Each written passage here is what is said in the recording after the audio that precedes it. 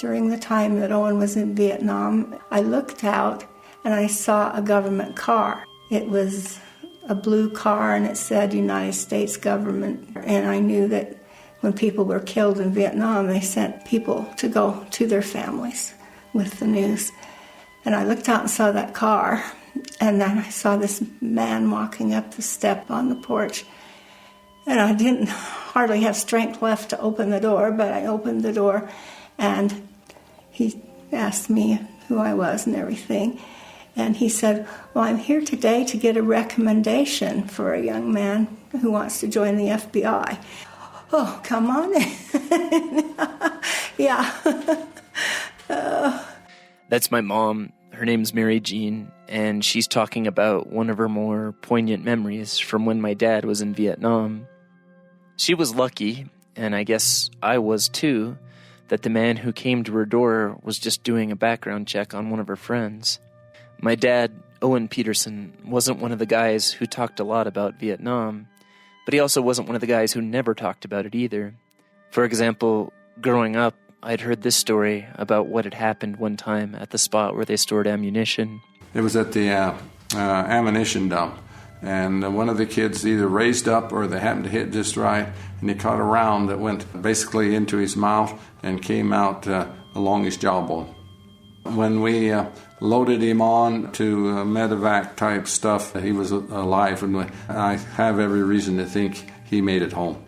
Really, though, what I knew about my dad's Vietnam experiences came less from what he said than from the pictures he'd taken while he was there.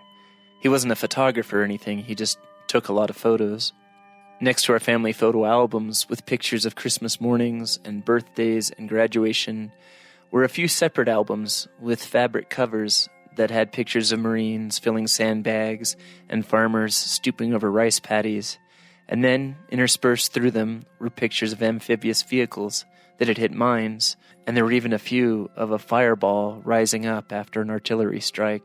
Growing up, I had looked through the pictures of my dad's personal experience in this major event in American history, but I never really thought very much about it. In 2014, after finishing my own military service in the Army, I went to my parents' house and looked through those old photos again, but now they had a lot more meaning. I think because we had spent so much time training and drilling over and over again in case we were sent to Iraq or Afghanistan, but we were never sent, I wanted to see what it was like for my dad who had been to a war. In this episode of That Doesn't Happen Every Day, in which we interview everyday people about things that don't normally happen every day, I interview my dad about his Vietnam photos and try to find out how this person I'd sort of taken for granted as just my dad had survived those experiences and then managed to go home and move on like it hadn't happened. This is the day I left for Vietnam, which is February the 22nd of 1968. The first picture my dad shows me is of him wearing one of the many uniforms Marines had to wear, and he's smiling at the camera next to my very pregnant mom, who would give birth to my oldest brother a few months later. That's Mary Jean and I before I went to the airport in Salt Lake City to fly out. My dad isn't the most emotive person, but he is smiling in this picture. It could be that my dad is just trying to look happy and enthusiastic and positive and be strong for his pregnant wife he's about to leave for a war. Honestly, though, he does look like he is genuinely excited, probably after months and months and months of training, to go do what he had learned to do. His expression reminds me of how excited I was when I quit my job and left for the Army, though my experiences, which were mostly in Germany, were in no way like what my dad experienced when his plane landed in Dong Ha, Vietnam. The airplane that we flew on landed, and they said, okay, now get off the plane as quick as we can because we don't know if we'll receive incoming. And they lowered the clamshell, in other words, the back of the plane. They kept the plane going, and they said, okay, you're going to get off. And so we rolled off of it and went down, of course, because the plane wasn't real fast, but we got off of it because they didn't know if there was going to be incoming on that. And that plane never stopped. During the interview, I realized a lot of the questions I was asking came from my own fears and concerns I had mulled over when we were waiting to see if we were going to war.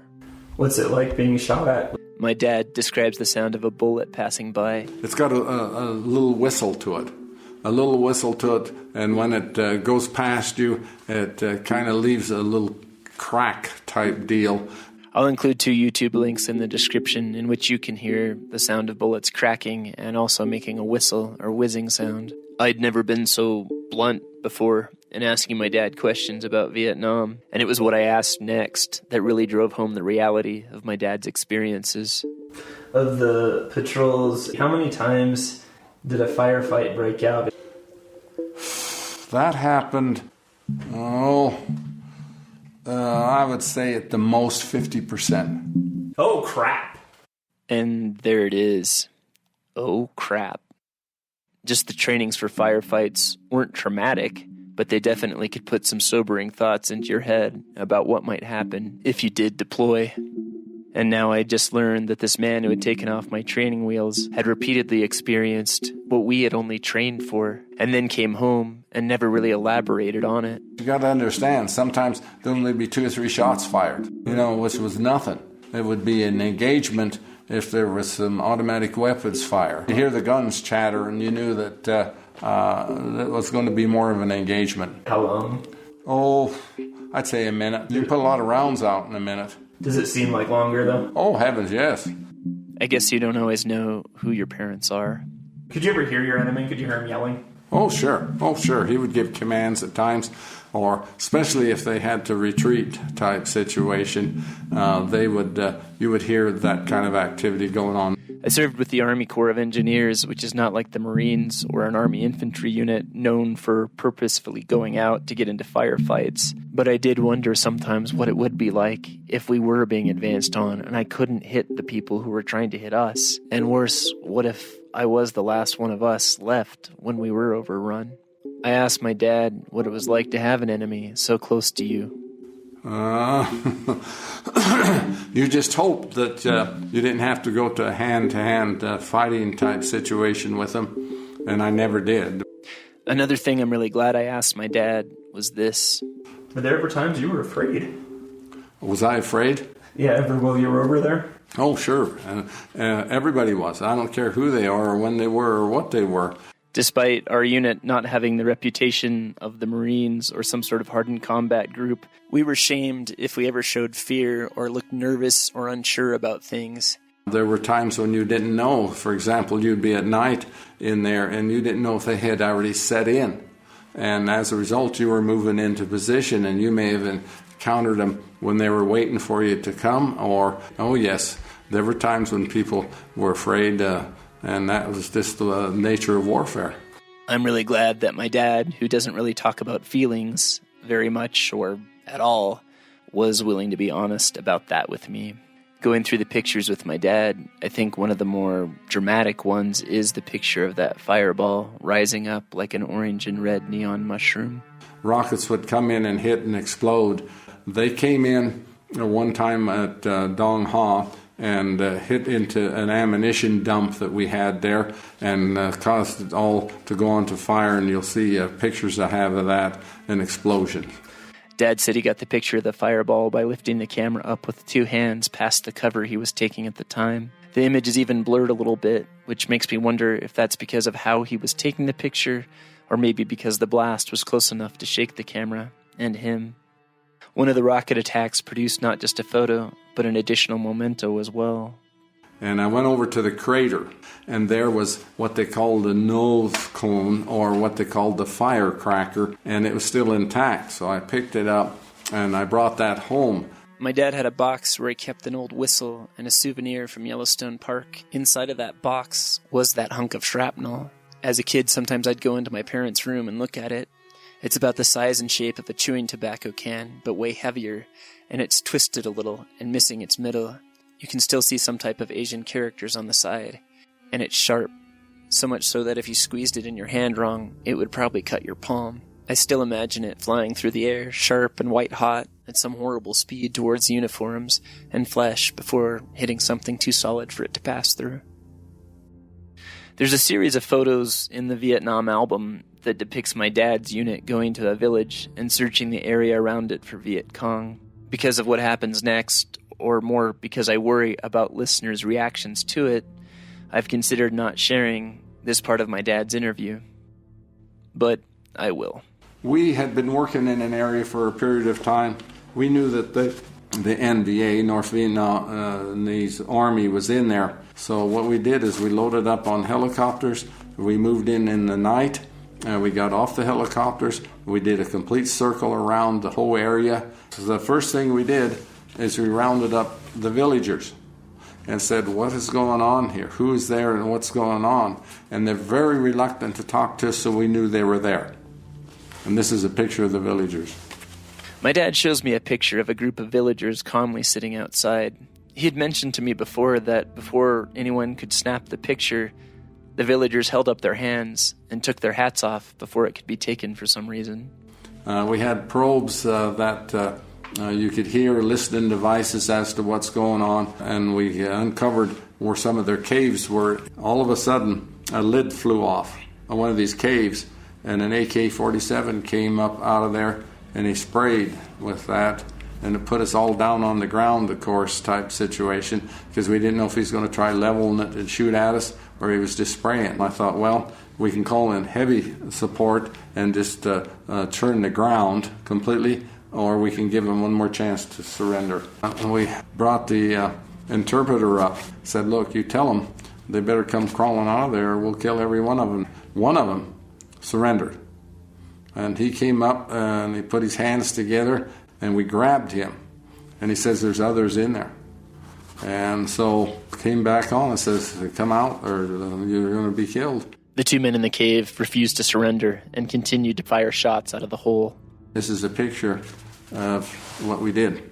Dad holds up one of the 4 pictures of the 2 combatants that had been killed when they refused to surrender. You don't see any blood or gore, and I think they were killed from the concussion of a grenade or some other explosives the Marines used to clear the hole. This was the thing I wasn't sure if I should share because I don't want anyone to judge my dad or his platoon for what they did that day, especially anybody who has not been in the same position or at least sworn the oath that could have put them in that same position.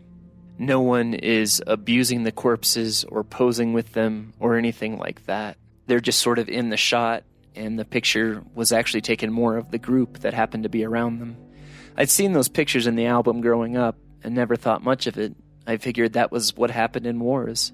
However, it was only after my own military service that I quit looking at the dead bodies and started to look at my dad's face. And I think the reason why I was studying his expression so hard was to see how maybe I would have reacted under the same circumstances, or maybe how I should have reacted if I had ever been put in the same spot. You only see my dad in one of the shots that someone took, and he isn't laughing or smiling or mugging for the camera. He just looks very, very tired and maybe sort of disgusted. It makes me wonder how many other people have had an experience like this where they can study their loved one's expression while that person was going through something intense and completely divorced from most people's everyday reality. For those of you who do feel inclined to judge my dad, here's what happened after those men died. We brought the villagers up to look at them and see. You don't have to be afraid of them anymore. They're gone. And they really chattered. They talked to us extensively after they saw this. My dad wouldn't elaborate much on what exactly the men in the cave had been doing to the villagers, but he said that as the female villagers walked by the dead men, some of them spat on their bodies, so whatever it was probably really bad. I don't know what happened to that village or to the people there after the Marines and the Americans left. I'm proud of my dad because in the midst of a horrible war where everything was a mess, he and his platoon tried to do what they could to help people who were suffering. Here's something else you should know about him and the Marines he was in charge of. This is a picture of the little kids, I would say about 8 to 12 years old, that was in the Hamlet type situation. We did everything we could to protect and help the civilian population, especially these little ones like this. Frequently, they would sometimes be abandoned or deserted, and we would take them to an orphanage. The tour for every one of the Marines was 13 months. You could do it in extension. I had one kid, he was from Montana, he was a sergeant, and he spent 3 years there in Vietnam. I asked him, nice kid, why are you doing this? He says, well, I'd sooner be here helping the people than I would be back in garrison in the States. So I'm going to stay here. And a lot of others did too. I asked Dad what it was like when his 13-month tour was over and he got on the plane to go home. Oh, when the plane lifted off the airstrip at Da Nang, there was a giant shout because the plane was loaded with people going home, and a giant shout and euphoria and joy. Remember how I said my dad isn't real emotive or sentimental? He did share 2 memories of how the war still affected him even after he got home and was stationed at Camp Pendleton. When I got back to Camp Pendleton, there was a location on the base where there was a series of telephones, booths, and these young people would be brought there, and they could place telephone calls home to their relatives, parents, or whatever the case may be. I knew that where they were going was fraught with frequently great danger. And so I still remember the picture of those young people, 18, 19-year-old individuals standing there to place a telephone call to home. Remember how this story started with my mom saying she was worried that the man coming up to her door was there to say something terrible had happened to my dad while he was in Vietnam. After he came home, my dad occasionally served duty on casualty and injury notification teams that were sent in person to tell loved ones that their family members had been hurt or killed in Vietnam. Myself and the chaplain talked it over. We knew the name and what we were to report, and we had discussed that type situation. And so we would park the car, and we had it so that we had to be close to each other because you never knew what the reaction was going to be. That people may come at you fighting, that people may come at you crying. And so we both were very much on alert that if we knocked on the door, we had to both stand back because we didn't know what was going to happen. And so we discussed that and were prepared for whatever took place. This is one example of his experiences. There was a major, I can't remember his name, but he was a helicopter pilot, and they had crashed the helicopter, and he was severely wounded. Myself and the Navy chaplain went out and knocked on the door. The wife answered the door. She saw us, and she started crying. And I said, "Oh, no, ma'am. Your husband is not dead." And she said, "Oh, how bad is it? How bad is it?" And I says, "Well, I can't tell you 100%, but I can tell you the information I have been informed with is that he is alive and that he's under medical care at the present time." And she was so relieved, she almost fainted. And she was so thankful and so appreciative, and she stopped crying. I'd asked Dad about PTSD and if he thought he had it. Both of my parents said that he was kind of on alert for the first few months after getting home. However, the only glaring thing that they remember was actually back during my dad's tour when he was able to get leave about halfway through and meet up with my mom in Honolulu. Mary Jean and I were on Honolulu, and we were at the zoo. And I was standing there at the rail, and it was a cat enclosure, whether it was tigers or lions, I don't remember. But I was looking at them, and there was a group of kids that came in, and they had disabilities. And I saw them coming, I didn't pay any attention to them, and one of them came up and grabbed me. And I jumped, and I grabbed that bar and almost went over it into that lion's cage type stuff for the simple reason that my nerves and my reflexes were 100% to be alert and get out of the way. And it scared the little boy. And, of course, I felt bad about it, but just the way it was, I had no control over that kind of activity. That's the only time I've ever heard of my dad showing PTSD-like symptoms, or honestly, living up to any of the stereotypes people project onto veterans. He wasn't macho or mean to people. In fact, I remember him telling me one time when I was in junior high that if I got into a fight, at least one I could avoid, I was letting someone else control me. However, I do remember 2 things from growing up in which my dad did act the way you would think a former Marine who had served in Vietnam would act. On June 28th, 1992, at 8:05 a.m., a 6.6 earthquake grabbed our house that we were living in California and started shaking it.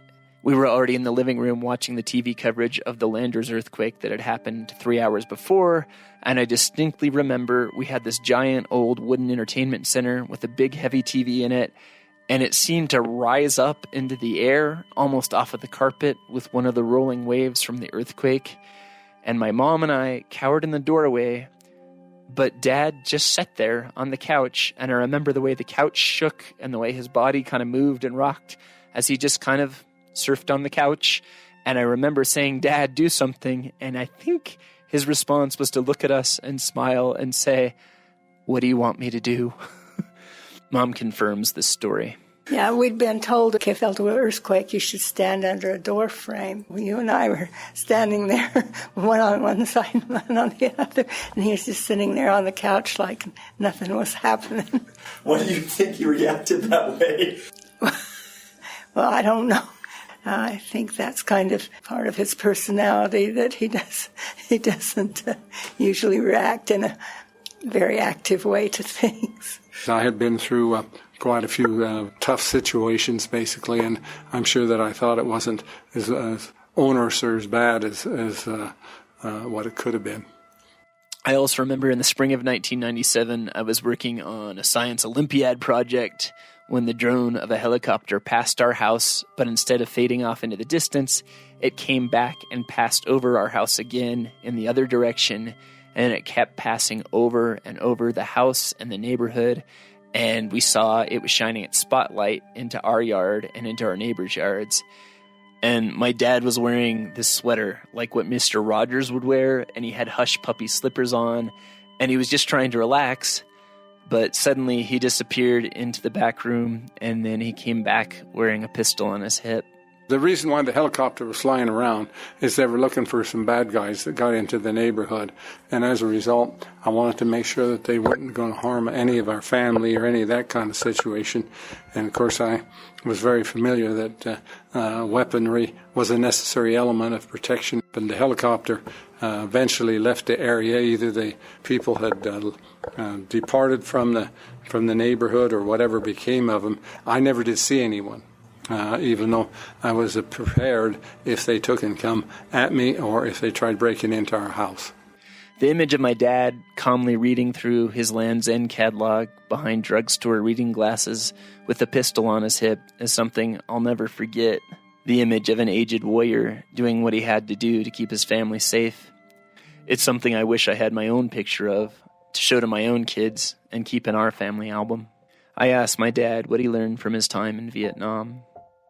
Life can be easily lost, and so you have to make the best of each day that comes through. And as a result, you have to take the good with the bad throughout the rest of your life. I wanted to thank my dad for sitting down with me and giving me this interview. If you enjoy listening to the show and would like to hear more episodes, it's all free. Please just go online and do a search for That Doesn't Happen Every Day, 2 words, podcast. And from there, you can get access to every show I've ever made. And I would love it if you would start following the show. One thing I wanted to bring up is it's estimated there are only about 200,000 World War II veterans living in the United States still. When it comes to the more recent war of Vietnam, it's estimated that there are less than 850,000 Vietnam veterans still alive. Every time one of these veterans passes away, their stories are lost. If there's a veteran you know who you feel close enough to ask, it might be worth asking if you could record their oral history. If they're willing to let you just record their stories on your cell phone, that record you're making can be invaluable to future generations. Even if you're worried the quality of your recording isn't great, an unprofessional recording is still much better than none at all after our veterans have passed away. I hope you'll tune in again in the next few weeks for the next episode of That Doesn't Happen Every Day. Thanks.